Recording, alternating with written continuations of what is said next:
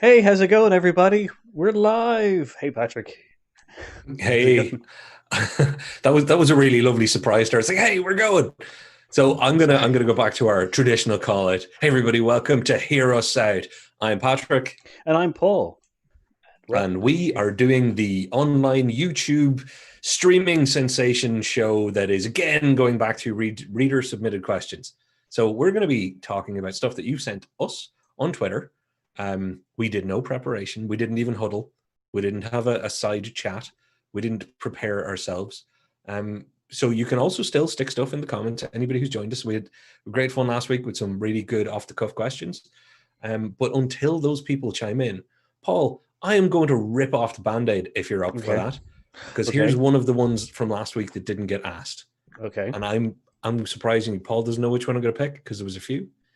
I'm going to go with the awkward one of Best Western. And I don't mean the hotel chain. Yeah, so your favorite Western. And I believe that was submitted by Brew. So what is your Fa- favorite Western? favorite Western, huh? Well, what do you Hmm. classify as Western? Because I had a little think about this, obviously. What do you classify as a Western? Uh, yes, yeah, I guess it also expands out because it could be seen like it's not everything that's set during like the normal kind of Western times. I'd say No. that it's more set which goes between like it could be because there's the last man, last stand, not the last stand. There's The a Last Man film. Standing or whatever, the Bruce Bruce Willis Willis, one. yeah, like I would count Yeah. because even though it's set in the West, but like It's it's more Prohibition era, I think, yeah, isn't it? yeah, Yeah. exactly. So because one of the guys is called like Tom Gun Tommy or something like that. Um, Well, they're all using like Colt 1911s as well. So the only thing that made it seem like not a Western is there was no like spinny barrel six shooters. yeah, But they exactly. definitely went for the Western vibe. That's a Yeah. really good one. I hadn't thought of that one. I'm See, really glad you pulled that. I really do like that one, but if we're so yeah, like I guess I have a wide spread because you can also include some stuff like some sci-fi stuff as well could also be classed as Western sci-fi. Um, but I think if you were going pure grade, like Once Upon a Time in the West, Oh, that's a good call. classic, just because of That is a good call. the opening soundtrack is just incredible as well, you Well, I know. think we should take a moment to virtually pour one out for Ennio Morricone, who died recently. He made what are easily, in my opinion, the best soundtracks of all time Hmm. as part of the spaghetti western genre. I think for me, obviously, I think I might have mentioned on a podcast before. I watched a lot of westerns as a kid because that's what my dad watched. One of the few things that he would sit through. I wasn't partial to the John Wayne style. I was Hmm. obviously more partial to the Clint Eastwood, the spaghetti westerns as they were known, the Dollars trilogy. So Fistful of Dollars, a few dollars more. That culminated in the Good, the Bad, and the Ugly. It's Yeah. a very obvious answer, but I think it's a very brilliant film. Good, bad, and the ugly is a classic. It's like Mm. yeah, it is a very good western as well. Like, And like it's not even the best Clint Eastwood one because I think the best Clint is actually the Outlaw Josie Wales. It's ooh, just fantastic. Which anybody who hasn't seen that, that's the western to start anybody who's not into westerns on because it doesn't feel very western, but it has all the right parts. Um, what yeah. about? I think like I have to also put in like a really good shout out to like I guess one of my other favorite classic kind of like westerns, Wild Wild West. It's got everything That it would be needs for a the west. Will Smith epic. Yeah, Or is should we that? call it the Kenneth Branagh, Will Smith, Kevin Kline, and oh God lover, I think Selma Hayek was in it. The film that was going to start a whole series of steampunk spider films. Yeah, yeah. Like no. Epic stuff. No, Well, yeah, like yeah, you could. even the Will Smith song that came out of it is now aging badly. Yeah, that's true. But do you remember that story? I think Kevin Smith jokes about that story where he was talking it was like in the one of the Spider or Superman Oh movies yeah, yeah, where yeah, they were going to yeah. have a Now I giant know where you're and going. it's the producer who wanted a giant mechanical spider and then Kevin Smith went to, or they were all against it, and then at one point he went to see Wild Wild West, and it was a giant metal spider, and at the end he saw the Yeah. producer's name in the credits, and he was like, "I got the spider." I love it when a money man comes with one idea, and no matter what film they go to, they're like, can I get a giant like steampunk metal spider?" Because I Yeah, know that Monster Truck, I believe, from last year or 2 years ago. Did you hear the story about it? It's apparently it's a woeful film. It's about a monster that lives, an alien or something that inhabits a truck and makes friends with a kid, and it's all very good stuff. Apparently, it was a producer's like 8-year-old son's idea. And he's like, "Yeah, monster trucks. I like monster trucks. What if there was a monster in a truck, and then you could call it monster trucks?" And the producer guy basically went, "My son's a genius. Do it." Threw a load of money in, as it turns out, the trash can because they didn't make their money back. But yeah, um, you know what? I'm gonna call foul. Wild Wild West is not a western. It oh, transcends the genre. oh, It does. Is actually, here's a question to the audience as well. Thanks everybody who's joining us. Is Butch Cassidy and the Sundance Kid a western? It's happening in the right kind of time and vein. Um, I suppose is Magnificent that Seven. Actually, I should have picked Magnificent Seven. Magnificent Sevens? Well, so far our favorites are Once Upon a Time in the West and Hmm, The Good, the Bad, and the Ugly. But there is such a hmm, wide variety of westerns out there that just can't be like you've got the Magnificent Seven, old and new, hmm, which are also hmm, fantastic in their own weird ways. The hmm. new one's a little bit I'm less. such a fan of the original that the new one I was like, at least they didn't dishonor its memory. It's still good. Yeah, It exactly. was different enough. So, but there's so many good westerns out there that are kind of like, Well, and the big eureka moment in my head was there's Blazing Saddles. Blazing Saddles. How could I not have the Mel Brooks mm, Western? Is it traditional Western? Not really. Not since it ends with like Dom DeLuise on a soundstage doing a chorus line and getting beaten up by a cowboy in a Hollywood film lot. Not mhm. usual Western stuff. Um, but yeah, the one that dawned on me as well that I really don't want to forget. You were saying modern ones with Last Man Standing. Hmm. Uh, Way more modern than that from about 3 years ago. I think the most recent Western style film that's not a Western is Hell or High Water with Jeff Bridges and Chris Pine, and a bunch of other really, really talented actors. Jeff Bridges plays a sheriff, but not a sheriff on a horse, like a sheriff in a car, like a sheriff in 2016 or whenever it was made. Hmm. But there's a definite Western vibe. If you Okay. haven't seen it, I give it the two thumbs up. I'd put that out there as a recommendation. I don't know anybody who's seen it and didn't enjoy it, but not Oh, enough people saw it. So Hell or High Water. Hell or High Water. It's a good recommendation. Hmm. Do you want to give Um, then a final answer so we make sure we answer this one clearly? Because I'm now going to pick. I am now going to pick. you gonna pick Hell or High Water?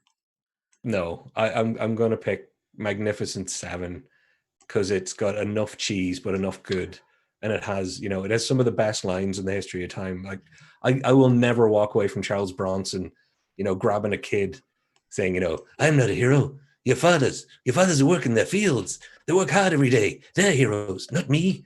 And it's like just pure cheese, but brilliant. Which is yeah, I'm gonna stick with Once Upon a Time in the West just to go It's classic. because it's a better film. Wild Wild West has like and Last Man Standing. Okay. I will look. I will say nothing about the Wild Wild West again until someday we're going to be in like polite company talking about actual movie stuff.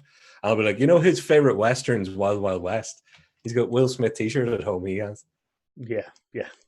Um, which is we've got a couple of people. Tombstone, which is a great western, and the Good Proposition. call. They're very good.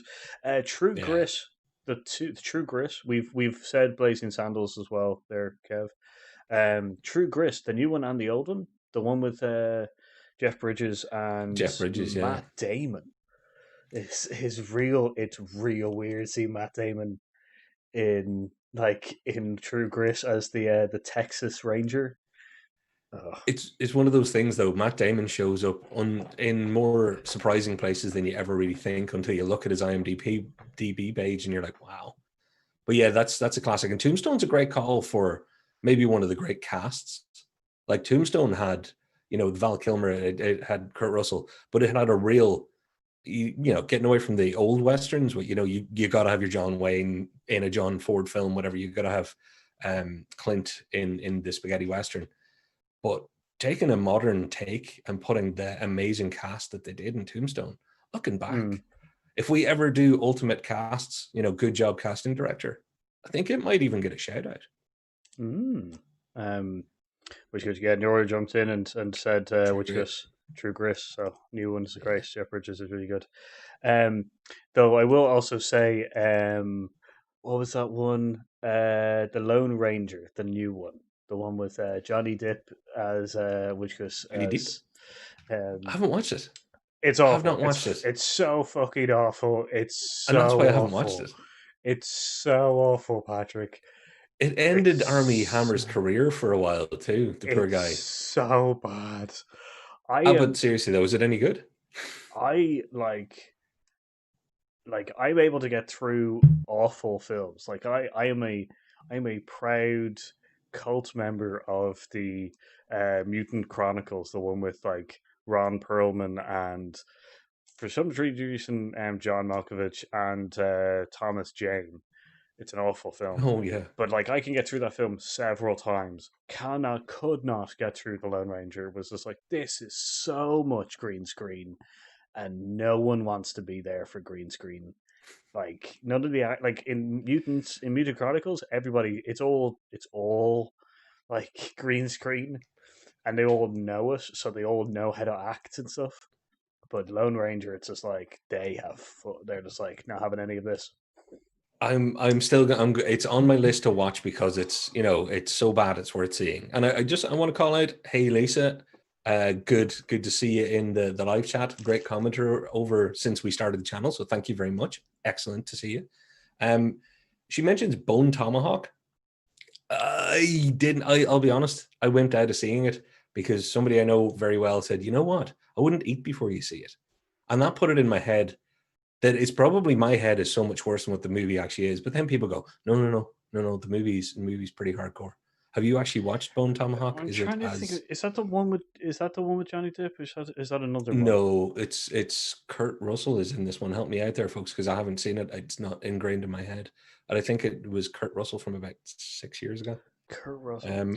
I'll definitely. We do have. Oh, yeah, Ballad of Buster Scruggs. There was a nice little. There was some pretty good homages and tips of hats to parts of the Western genre in all those shorts. So yeah, that's a good call too. See, I'm wondering. That's a really good call. See, I was thinking of it, and the only reason I didn't think of it as like full Western is because it's kind of like a bunch of sketches.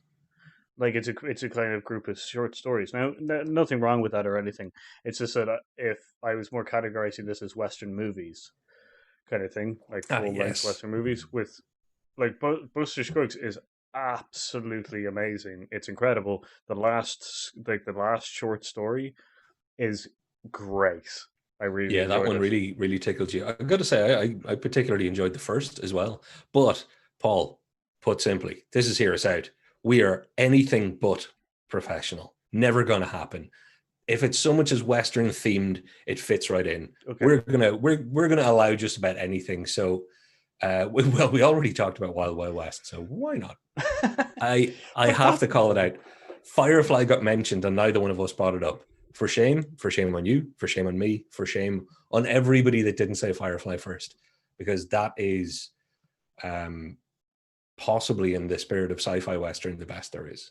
Yeah, I agree. Well, like Firefly is an amazing one. Kurt Russell and Matthew Fox. It's a big revenge Western. Do like revenge Westerns myself, so I definitely. You've already said it's pretty gory, so I'm already in.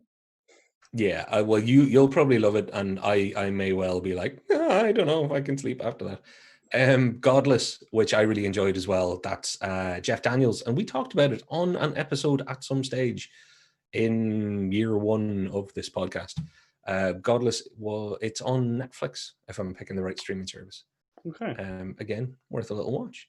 So, okay. Paul, would you like to pick from the list of categories, and we'll inspire people? I'm going to go to the list. So, Surprise me.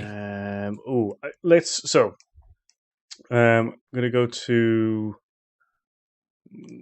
Yeah. Okay. While you're picking, can I do one thing? Yes. Everybody who's watching, hit like right now and see what happens. Nothing much will happen. A little thumb will change color, but just do it because we'd appreciate it. But also do it because it's fun. It's fun to click thumbs. And what did we come up with recently? Oh yeah, we're all going to tickle the analytics together Yeah. because everybody else is smashing subscribe buttons. We're tickling things here. Paul hates it, so I'm going to keep doing it every week now.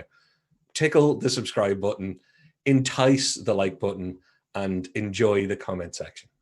So, Paul. Yeah. Um. Yeah. It really hitting that like button or tickling the like button or whatever we're calling it really helps us out. It moves the algorithm so that we'll become more noticeable on the live section of Hearsay or YouTube. Who, who doesn't Uh, like tickling an algorithm?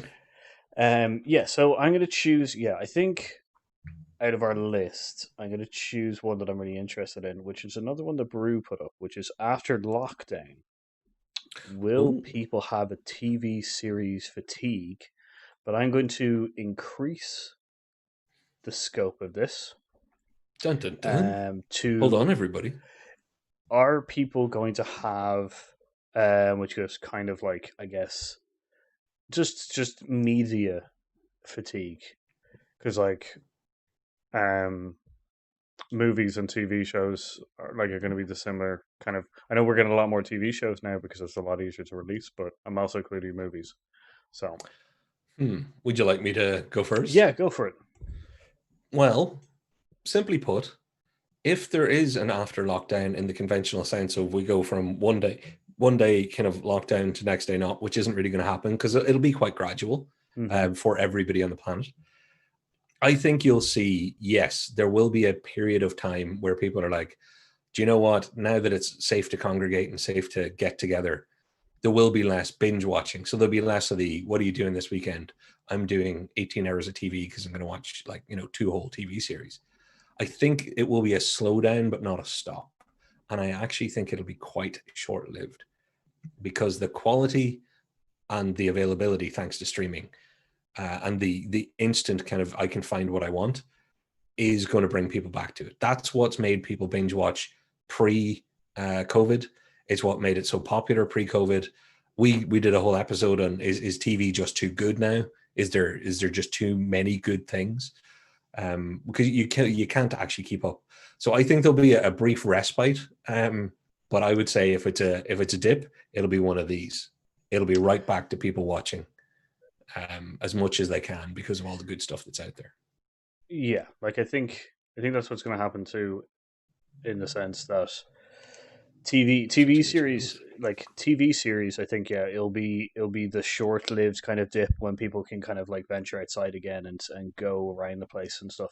Movies, movies are going to be hit weirdly because we said this previously that the movie industry is not going to be. It's going to be harder for them because For the sure. the TV series and everything like that, they have so much. They probably have so much backlog of everything, and which goes that they can start releasing slowly, a lot slower. Whereas movies, we've seen it. There's now a gap, massive gap of releases and stuff. Oh yeah. Even when the cinemas are meant to be reopening, we're still seeing a lot of movies not actually being released because they want to try hold them. They because we're now seeing the kind of stoppage of filming for such a large period of time of how that's affecting things. So like all the movies Yeah. that should have been finished like up probably about 2 months into last year, like should be released like at the end of this year or at the end of, like start of next year are not Yeah. in any way being post produced. So movies, we're going to see a worse thing in Yeah. early 2001. But TV series, we're going to see a slow dip in the kind of amount of people that are watching stuff and when things are going to be released. But we'll be back right back on it. I think. Yeah. And I don't think you can underestimate the power of, nature abhors a vacuum. Well, Hollywood abhors not making money. And that goes to the TV people too. So there's going to be an accelerated, for the space and gap that there's being created. there will be an accelerated production of a lot of things. So they will not fall behind for long, I think. Yeah, I got you. There's an interesting comment there about a lot of films being released or filmed through Zoom, and I think there'll be a few kind of indie films like that, Yeah. and then there'll Yeah, many be Cheetos. one or two films that are kind of like bigger houses ones or big like bigger studio ones. But we've had something like this before with in the horror genre. We've had the through because we've actually had two. Which What, one the did you writer mention? strikes? No, sorry, no, I meant we've had this format kind of thing through the Zoom or Oh, through a communication thing. One was there's that like best friend or friending or something like that oh yeah. horror movie And where it's all filmed through it's set through like a night, and it's a whole bunch of people um as one. It's like each person slowly gets taken out by someone or something, and they call each other. But there's another one who is it has the John Cho one? that's the job. Sulu from Star Trek. That's the other one I was talking about, because Yeah. that's all done through Skype or something like that as well, which is also very good. But it's not a horror film. I don't think. I think it's a thriller. I guess, yeah. It's a I thriller didn't see it. drama. It's an interesting approach. I kind of want to see it. It was on my list, and because there's too much stuff. And this is the other thing: we don't have to worry about people not making things. Hands up, anybody out there, or a comment if you've watched all the series that you're planning on getting around to. Like I myself have yet to see Westworld because stuff keeps coming up and getting in the way. And Westworld's what, 5 years old now? It's on to season 3 or 4. So it's maybe even longer. So yeah, I don't think we're gonna be have people going, oh, there's nothing to watch because there's nothing new. I think the habits are formed. People will be catching up on their back catalog. Weirdly, I think COVID has highlighted that there's enough of a back catalog for people to just keep going. That's yeah. I think that's also what Bruce mentioned, is that it's the couch fatigue thing. Um, More than like I think people will. I think once people are released into like we're able to go outside with less restrictions and stuff like that, there will Well, you be can say released into the wild. Were you thinking yeah. of me there? Yeah, I'm okay. thinking of everybody released back into the wild. It's like I think there will be. I would think there will be a more people going outside and kind of holidaying and kind of trying to be more social and stuff like that. Oh yeah. But the one media which we don't really talk about is the only media that I don't think will be affected at all is the gaming community. The Yeah. gaming media, don't think they're going to be touched. So I just and I see people saying that Lisa's halfway through Umbrella Academy Series 1, getting ready for Series 2, no doubt. Fair play. It's worth it. Let us know how you like the ending. Um, uh, Kevin says not even close, huge pile to watch. So yeah, good point. But yeah, I think you're onto something there. The games community or gaming community, they're served come rain or shine. I was talking to somebody else about this the other day, and they were talking about what one of their children might get into in the future. It's like, what's the safe business? Well, looking at the only thing that's completely pandemic proof, it's gaming. Gaming doesn't need anything anymore except an internet connection, and that makes it pretty bomb proof. yeah, So yeah. and we're also seeing that move to kind of like more cloud based storage and release for movies and TV. Like TV's well ahead of the game, um, Yeah. but movies being released on their own streaming platforms and stuff like that. Still haven't seen Greyhound. Don't know how I'm going to watch it. Still trying to You figure it know, out. it's such a bummer because we talked about Greyhound about a month ago when we heard that it was going to be an Apple exclusive, or maybe 2 months ago, and we were both kind of bummed because we both want to see it. But I actually was again talking to somebody who was like, "Do you know where Greyhound is, available to see other than Apple? Because it would suit their parents. It's a Tom Hanks film set in a wartime. It screams easy watching on a Sunday evening with your folks. But they're like, I don't have Apple TV. Is there anywhere even paid video on demand that you can get it? So it's a real shame that that's where that landed. I think I don't think as many people will see it. I think maybe YouTube, but I'm not 100% sure. Um, Okay. which good, yeah. Kevin also says that he's going through the StarCraft 2 championships. That's a very good. That's e gaming. That's obviously kind of like a new sports kind of. It's the new sports up and coming as well. Kind of thing. About getting sick of the format of Zoom. I know I already get sick of the format of kind of like through communications because I was already sick of the shaky cam thing quite quickly. And like I love horror movies and stuff like that, but shaky cam can go fuck itself. Well, Like yeah, because you're the horror guy out of the two of us, you must have got shaky cam overload because, like, they do some of that stuff in action movies, but they don't do a whole action movie in it. So I only ever got sporadic exposure, and then the odd horror movie where I was like, "Oh God, they're going to do this for like 95% of the movie." It's really annoying. Yeah, no, I'm with you on that. Shaky cam can be used sparing. It's like everything else, nothing's bad if you use it at the right time, but if yeah, you lean on it like a crutch, it'll break and bury you. yeah, Anyway, exactly. I'm gonna throw a call out to people. We're gonna go through our list that you have all kindly put in, but if you have any brand new bleeding edge topics, they don't all have to be about Paul's Will Smith fascination and his steampunk westerns. Did you know? Oh, no, go ahead. Yeah, so just get them in there because we're probably about halfway through now, so hmm we're gonna try and not run way too over today. I'll pick the next one from the list. I'm going to throw it because Here's we're trying to leave the hefty ones to the end. Sorry, yeah. just your Will Smith. This on the Will Smith thing. Did you know that the head of the mannequin in I Am Legend moves? Look it up. You know the part Okay. where he's driving along and he's talking to the dog about his birthday, and then he like Yeah. stops and then turns back and he's just like because you meet his friends who are just the mannequins, and one of them is Yeah. called Fred.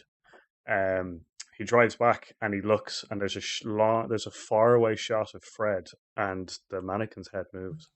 It actually moved, It's not just changes position it's between no shots, like not just a continuity error. no, it literally one shot. It slightly moves if you slow it down and stuff. It's creepy as hell. Like the fiance just told me or showed me yesterday. And I was just like, I did not notice that.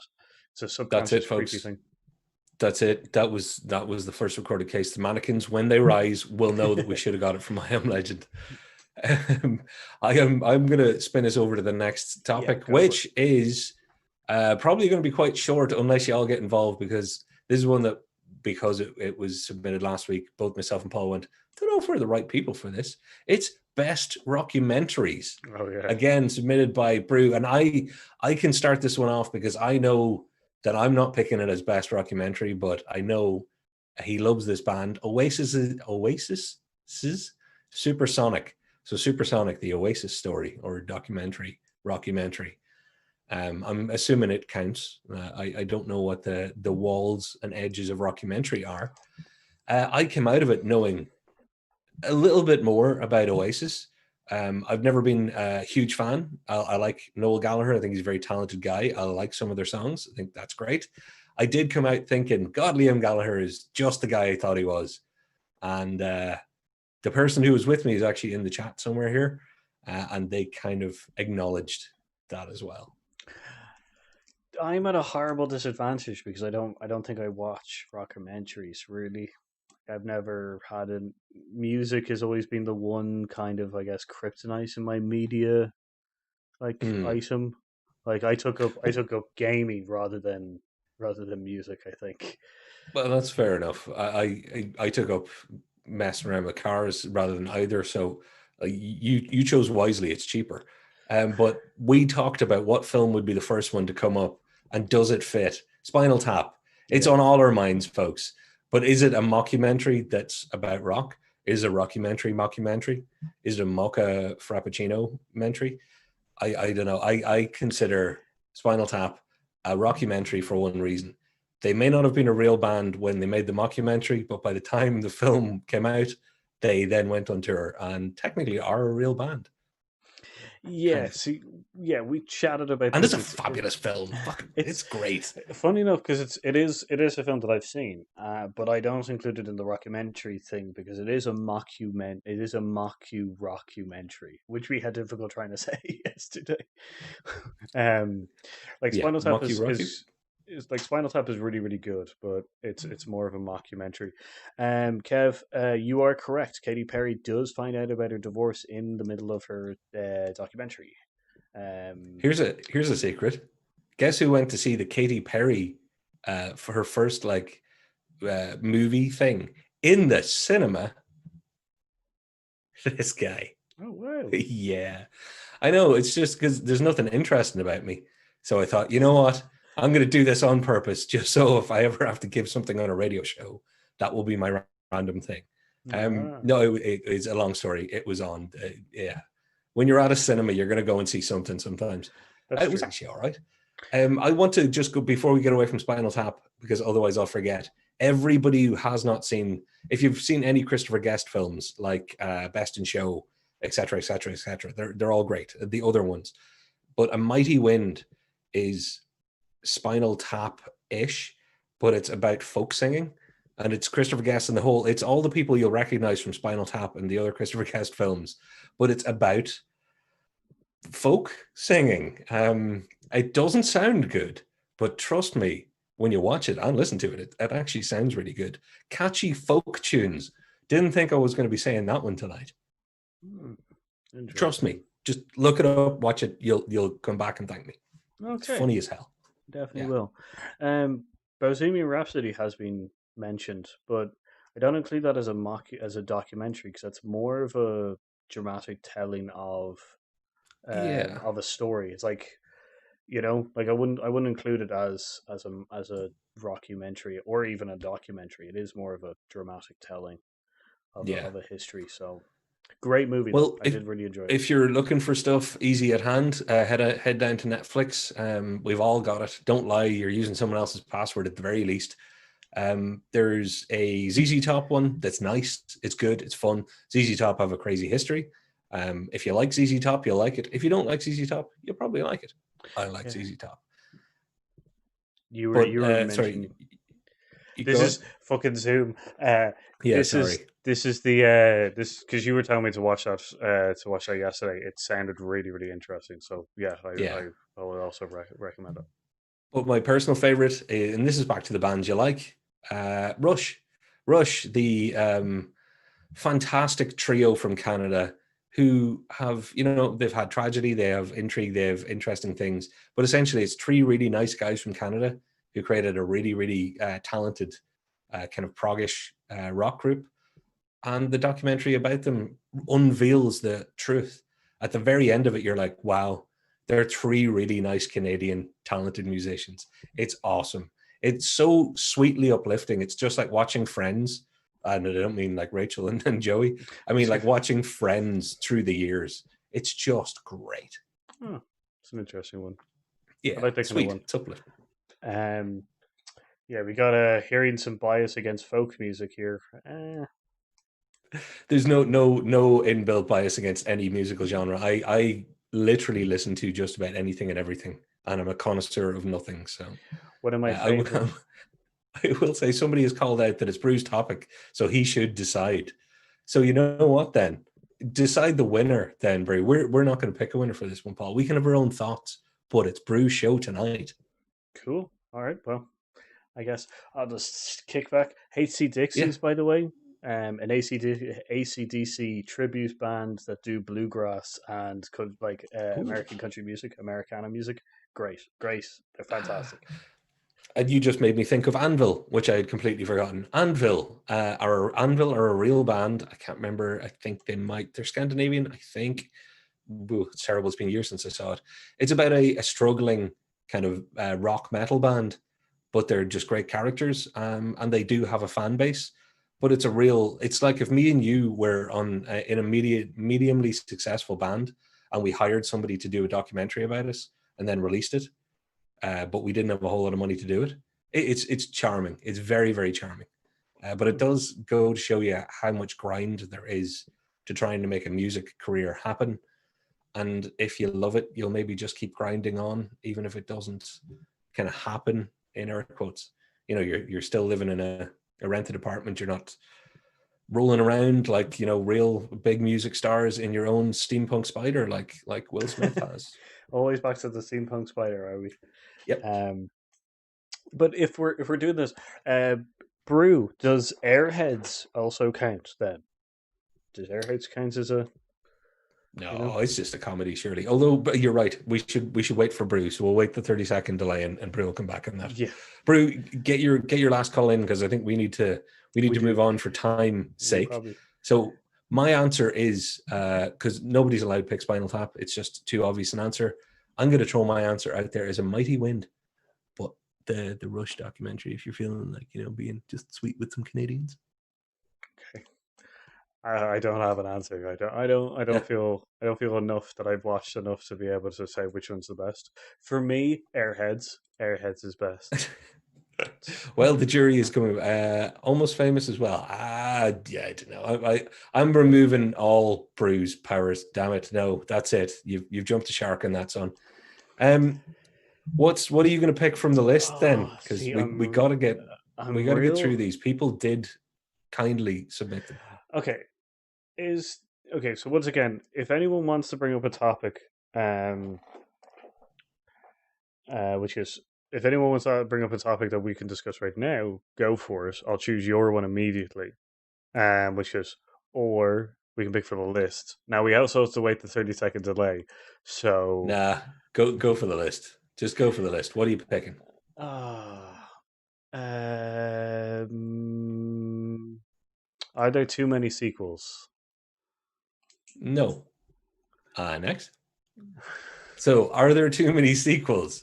No, because I think a sequel is, a sequel is unfairly derided. It's like any follow up. If you make a good movie, it can be a sequel or a part 3 or a part 18. You make a Hmm. good movie, you have a story to tell, you make it well. That's it. Are there too many people trying to cash in? Yes.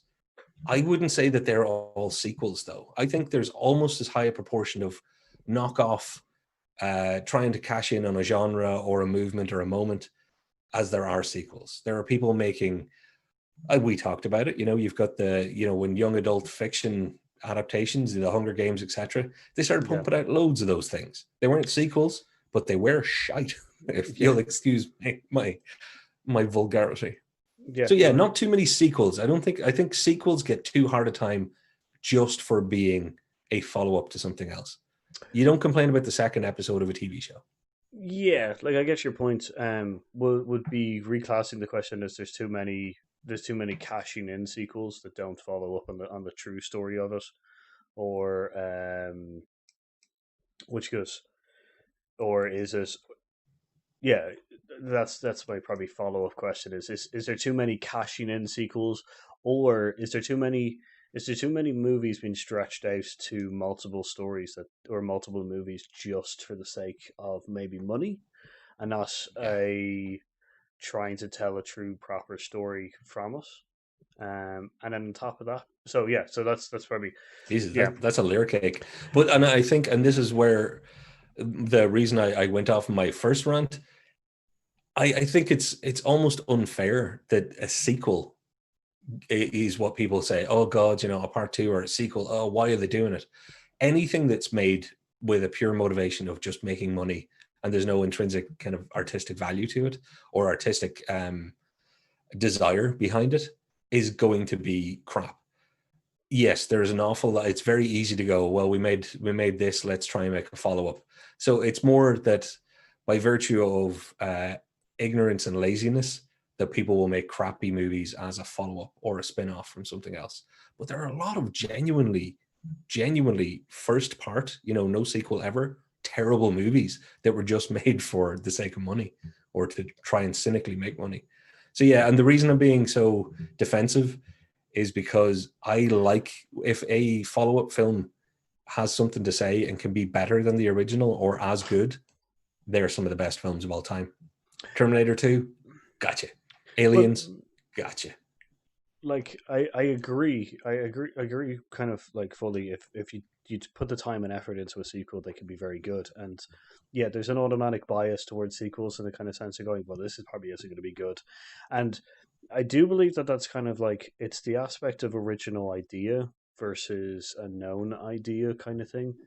Like when we get when we get the first movie, it's an original idea, but then we're venturing back into that world, so you have to make it interesting in some way. Now, um, John Wick 3 has been mentioned, so Yeah, I'm going I to was looking at it and then looking at you, looking at it, going, I I'm wonder if going we. to I'll tell you what. Let's take the easy comment just before that. Die Hard and Jaws. okay. Usually, Nora, that would be controversial. Unfortunately, you've been one upped by the comment just after you, because we could talk all night and literally have before about Die Hard and its follow-ups. Similarly, Jaws. Love talking about Jaws. Everybody hates listening to me about Jaws. Love Jaws so much, and I'm okay with one of its sequels. Guess which one? Fair John enough. Wick 3 Parabellum. Well, let's Kevin, so we've been on the same wavelength for a while now. I didn't realize we were about to hit diverging paths. Die Hard, yeah, Die Hard up to Die Hard 3 is fine. Then the rest of them should never have been made. Jaws, what's the sequel that you say is all right? I don't think Jaws 2 is without merit. I don't think it's good, but But I don't think it's like, it's yeah. acceptable, is it? Yeah, but it's probably only acceptable because of Jaws 4. Jaws 3, you know what? I'm going to give it a pass because it was Jaws 3D and it was crap, but in that deliciously crap Okay. kind of way. Yeah, let it go. Anyway, no, there should only have been one Jaws. That's true. Okay. But Okay. hit me with the big show Mm, there. What did you think of John Wick 3, Paul? it's utter garbage. More that I think about it, more it's real bad. Like, don't get me wrong, it's John Wick. It's John Wick. It's Oh, good yeah. fighting. It's good action and stuff like that. But John Wick 2 built upon the story, built upon that world really well. It didn't take anything for Mhm. granted. Or sorry, it took everything for granted, which was really good. It didn't need to explain the coins ever again. So when you see them being used, you're never going, what's the coins things? Already been explained. What they did bring is kind of like the high table, which is like Mhm. the kind of like bad guy elites, and you're just like, okay, cool. I now understand that there's a bad guy elite group that like certain people don't like, and that's really cool, and they're running all kind of crime. And one of the guys that we were talking to was like a sub guy of one of them. John Wick 3 nearly jumped the shark for me when they were just like, eh, spoiler alert, guys, the one above all, Okay. the one above the table. We Yeah, but you see, there's a moment, and we were talking about sequels. There's a moment in every movie uh, of that style or of any style where you're thinking this is part of a franchise. You've got franchise movies, and there's like in John Wick 3's case, I was like, I wonder if this will be the last one. But when it hit me that, oh God, no, these guys definitely want more money out of this franchise, it really felt that way. Whereas John Wick 2 didn't feel like, you know what, we've told our story and we want to continue it just for cash. John Wick 3 did feel like, we can definitely make money out of a fourth one. It feels like John Wick 3 is the portal to John Wick 4, more money. Whereas 1 and 2, we're getting some comments that 1 was the only good one. I thought 1 was a great film. I actually really still enjoy John Wick 2. And that's maybe why I wouldn't say it's utter crap. Yeah. The more I think about it, the less I like John Wick 3 as well. Some great action scenes, which Like, is to be expected from Chad Stahelski. He has his background in stunt work, etc. But story, man, story. yeah. Lucky enough, Lisa, by the way, the coins, the high table, and the one above all, not overly massive spoilers within the genre, but they are. As I've said, that anytime I'm giving any information about a movie that possibly people haven't seen, I always warn them. I never Um, say spoiler anymore, and I always give Paul the dirty look of like, you don't need to say spoilers. Yeah, yeah. But he's very good like that. I Whereas don't. I will tell you that Bruce Willis was never mind. Yeah, he was dead. Anyway, Wait, hang on. What? No, no. Yeah, no. which It's film? so yeah. Just with sequels and stuff like that, I think the original thought gets when you get a next sequel. dissolves a little bit, so people are automatically going to go against us, which is just unfair. But yeah, the cashing in sequels can go fuck themselves. And to this day, Ready Player One should have been the only movie that should have been turned into three movies. Yeah. Yeah, although if they'd done as bad a job with the other two as they did with the one that they made, then it could have been three terrible movies. But True. no, like I take your point and I agree, but I don't know if I would trust the people that put that out into the world. True. Um, I will. Okay, if everybody else is happy to move on, committee. Yep, I'm cool. pretty good. I'm going to grab that nettle that we have. Oh, just before I do, The one that we've been. Die Hard 4, Bruce Willis is is dead the whole time. Yeah, that's a nice circle and callback to earlier Die Hard conversation too. We can't see him. I'm going for the big tough one that we could go down a rabbit hole on. Brace yourselves, everybody. One of the questions that was submitted was phrased quite simply as, "What happened to the Simpsons?" I'll give my honest answer. Yeah, go for it. It went wrong. It dropped in quality. Tried to keep up with things, and I stopped watching it. So The Simpsons right now could be great, but they lost me, which is kind of amazing because they had me for so many seasons. But yeah, I dropped out of The Simpsons, so I don't know if it made a resurgence. I'd happily give them a second chance. It's a lot of Simpsons, though. Yeah, it is. We looked this up yesterday. Mm. Can anyone in the chat tell us how old, without looking it up, without Googling it, you Google heads? They've already Googled it. How, Cheaters, every one of you. How old is The Simpsons? We looked this up yesterday. So yeah, no, you're like, I get your points in the kind of like, yeah, there was a jumping off stage for a lot of us, kind of thing where it was just like, this isn't as fun, this isn't as Simpsonsy kind of thing. So a lot of us jumped off, and I don't think I've gone back and watched a couple of episodes just in research of this. They haven't gotten better. I'm I sorry think to hear it's that. I think it's too yeah, like as you said, I think it's I think it's Close guess, by the way. Kev. yeah, Kev is a guess. Close, but no cigar. yeah.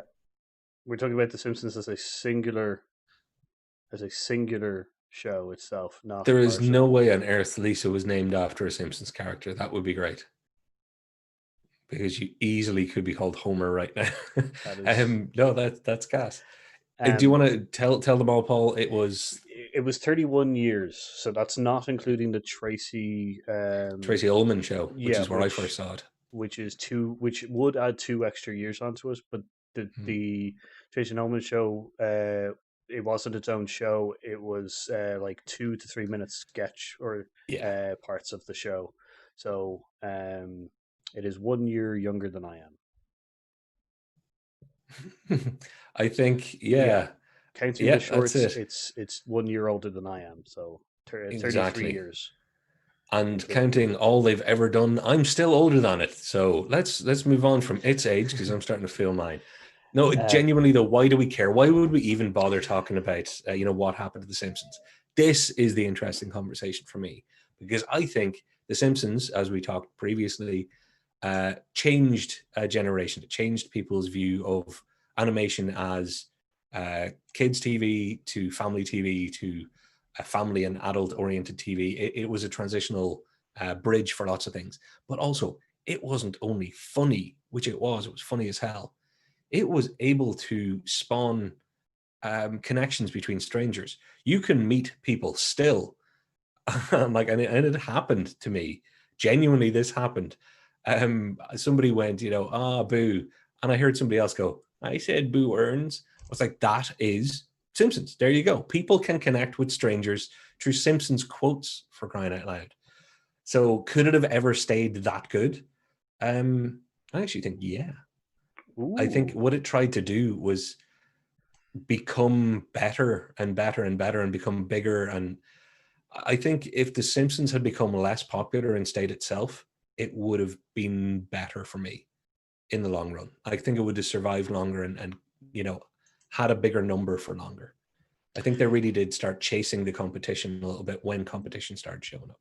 See, I think yeah, what I was say is like I think after 32, 31 years, it is difficult. Like Rue also said, it is difficult to stay fresh, and because Yeah, it's not a comment on current events show like South Park or Family Guy or in some ways American Dad, um, because it doesn't comment like a lot on on specifically current events or anything.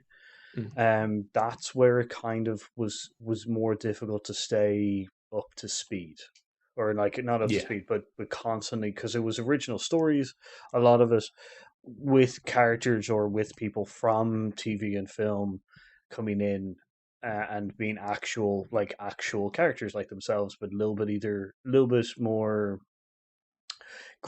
maybe bigger than they were, or a little bit different than they were, kind of thing.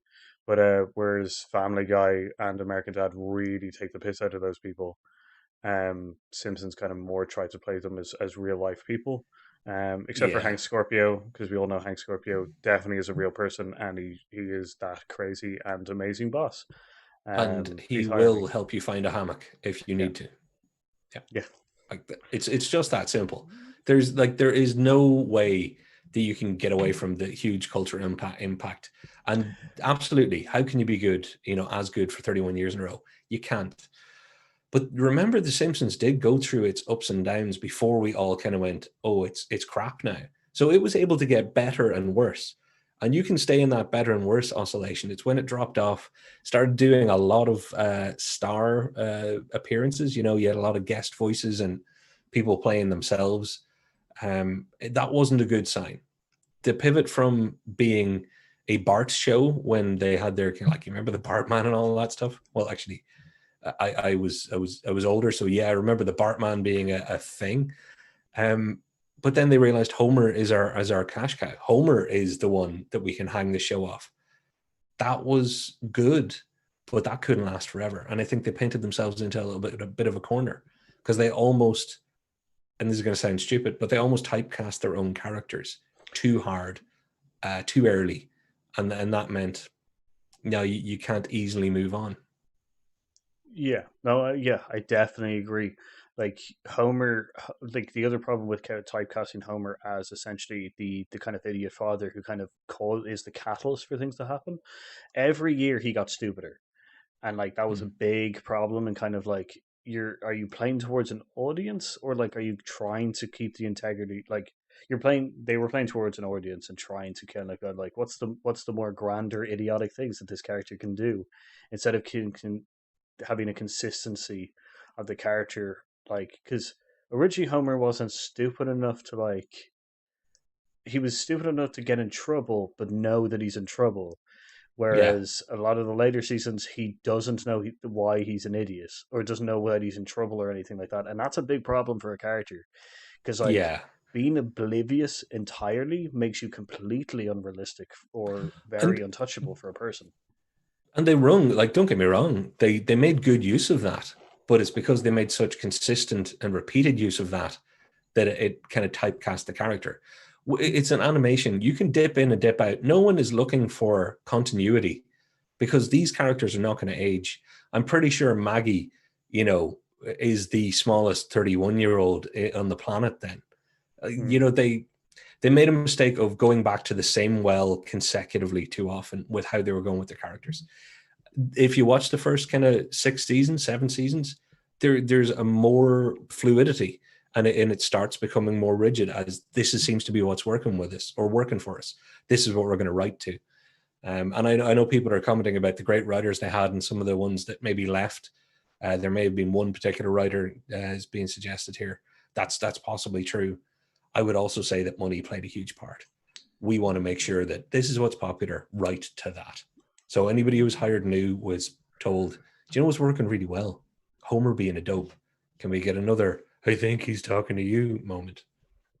Yeah, like that's Hey, the rant over. like yeah, like I think just the closing kind of remarks from my side. I think with the it did pave the way for things like South Park, and we talked about in our last video actually about the maturing Western cartoon or animation kind of thing. And I Yeah. think The Simpsons had played a huge big part in that because it paved the way for things like South Park, American Dad, and Family Guy. But I think after a while, Simpsons and Futurama, actually, I should say Futurama. Um, I think for a while, Simpsons was seen as the pinnacle, kind of like this is the perfect kind of good interpretation of an animated mature thing because it wasn't too crude like South Park and it wasn't too off the rails as Family Guy. But I think Mm. when it saw that those either like it saw that they were getting more popular, maybe because the idea was a little bit more fresher in the instance, they saw that they couldn't definitely go South Park. So I Yeah. think they may have gone towards the Futurama, Family Guy, American Dad thing, and as people who've watched the show for years kind of saw that as they're selling out. They're trying to chase like something Yeah. and changing like the characters that we knew and love and stuff. So I am going to. We're allowed to ask questions of all of you as well. I'm going to ask Paul, and then I'll give an answer myself. But we've got enough time before we wrap up that you can all throw your answer in.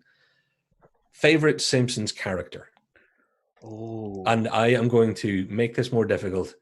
Don't pick from the family. oh no, no, no. Who is That's your favorite Simpsons side character? oh, Because yeah, definitely. Because I was gonna say it's either otherwise we get 10 homers and a Lisa. I'm hoping, Lisa, you'd pick your namesake. that's it's interesting though. I do. Lisa was named after the Lisa Simpson. That's incredible. Yeah, that's Um, cool. which is I will say my favorite character that's a side thing. Like Hank Scorpio is great. I'd say that he's probably, but okay. So Hank's one side characters from one episode. Hank Scorpio. I'm going to say that a Yeah. recurring secondary character. I'm going to say Hans Moman. I don't want to shout the F word at you because now I have to pick somebody else, which is easy because it's The Simpsons and there's lots of them. But Hans Molman was in my head. Oh, and second choice would and okay, then I won't pick any of the older people. Oh God. Uh, Troy. Troy McClure. He's great. Yeah, it's got to be Troy McClure. Oh, There you ooh. go. And in honor of Phil Hartman, that's absolute legend. You might remember him from such Simpsons episodes as the Simpsons episodes where he describes things that you might remember him from. Yeah, Troy McClure was great. Okay, I really like High Scorpio. I'm gonna change my answer though because Kevin also picked Scorpio, and I've already mentioned him. Johnny Tight Lips. Oh, but he ain't Johnny, saying nothing. yeah. What do I tell the doctor? Tell him to go suck a Why? lemon. Why is everybody picking Hans Moman? I wanted it. You wanted it like somebody let them know that Hans Moman has a following because I didn't realize. I thought it was just me, and I did say Boo Earns. Yeah, Hans Sideshow Mom's a Bob's good a pick. good call. Not everybody's favorite. And then people who want to feel important will be like, "Well, I preferred Sideshow Mel." No, you didn't. Like, okay, we know who Sideshow Mel is, but nobody was like my favorite side character. The guy before and after Sideshow Bob that didn't do anything. Yeah, like there is so many. If you were choosing, okay, here's quickly because I know we generally go over time. Yeah, Out of the kids' sides characters, who's your favorite? So out of like Bart or Lisa's class, like like who? it's hard not to pick Ralph because he would choose me. Oh, that's so cute. Yeah, I'm gonna go for Gruber. Group. He's the Oh, foreign exchange kid who keeps eating yeah, chocolate simply because of yeah. the science fair when he's just like, oh, we're now going to look at your chocolate sculptures of famous like people in history, and he's like, I begged you to choose me first. I begged you. Don't make me run. I'm full of chocolate. Yeah, I um, I love that kid. But yeah, like Ralph, it's like the doctor said my nose wouldn't bleed so much if I kept my finger out there. You can quote Ralph yeah, for for days. most of a day, and they will all be sweet and sometimes quite usable in my case, which means I'm putting crayons in all the wrong parts of my body. But Ralph is universally loved. There are other child characters like the twins that you're not supposed to like, and I don't. And I don't mean Rod and Todd. I mean Lisa's twins. I can't remember them. Oh, I'm showing my weakness. I even like some of the side characters that you're just not even supposed to like because they all serve a purpose. Those side characters Yeah, were one of the strengths of the show. They were great. So yeah, I think My I cat's think got some that cat is food. so. I think a lot of people are choosing Ralph as the child's kind of sidekick, which is Comic Book Guy is up there as well. He's a great one as well. Oh Which yeah. is Super Nintendo Chalmers is Well, also great, but I'll but go on for Super days. Nintendo Chalmers is only good if it's standing right, or if he's standing right next to Skipstable Princer or Principal Skipster, which is because that is one of my favorite Ralph lines. It's like Super Nintendo Chalmers, and when he does the, oh my god, it's Principal Skipster, Skipstable Princer. Like, I've done that. I was that kid. I was the kid who was getting everything backwards. This is great. Yeah, so I'm Ralph. Sherry and Terry, thank you very much for the reminder on who the female twins were. Okay, so So, Paul, ask everybody to do the thing that I already asked them to do. Yeah, they all know it. Will we just say goodnight? like, subscribe, ring that notification bell. Like, we're gonna keep doing these topic ones that you send in. So look out for our Twitter and our Facebook and Instagram posts about choosing topics. Um, Brew currently has the majority of the Yeah, ones, so you gotta get your numbers in there, people. Don't let Brew yeah, and own the show. you can comment on any of our video library as well, any of our videos, because we read all the comments. So if you're just randomly like, I'm watching these guys because they're my favorite YouTube channel, I'd like to give a suggestion for a topic, stick it on there in there, or like to give a question, stick it on in there. It doesn't even have to relate to the video you're watching. So yeah, thanks very much, everybody. I can genuinely say I love most of you. Brie, you're Oh, good. all That was right, that was guys. harsh. We will And see which you is next time. Yeah, I was gonna. This is always real kind of hard. Thank you very much for watching. Which is I've been Paul, And I've been Patrick. and we've been Hear Us Out. So And I'm goodbye. not waving until you hit stop streaming this time because you made me wait for Oh ages yeah, last I did week. make you wait for ages. That is true. Don't forget to watch us next Thursday. See you later. Bye bye. Yeah, if I was Ralph, I would choose you.